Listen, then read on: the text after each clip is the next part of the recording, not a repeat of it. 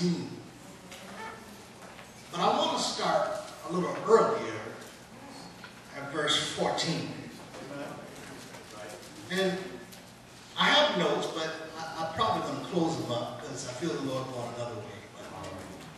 As we enter into this chapter of Isaiah, you must understand that the author is already speaking of something that started chapters before. We are in the middle of something God is already doing.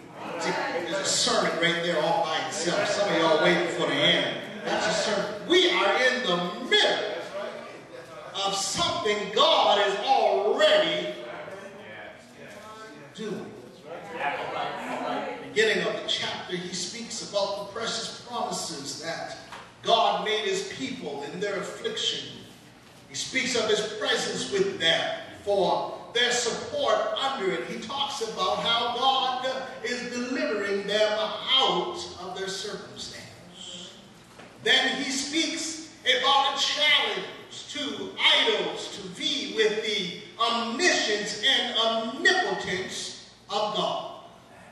Then he talks about a method taken to prepare the people for their deliverance by putting them in the mind of their sins, by which they had provoked God to send them into captivity and to continue with them there. God had to remind them of how good. I want to focus on the encouragement given to the people of God, a hope for their deliverance as he was bringing them out of Babylon. And I want to read to you tonight, and I apologize if I offend anybody, but I too am coming from the Message interpretation.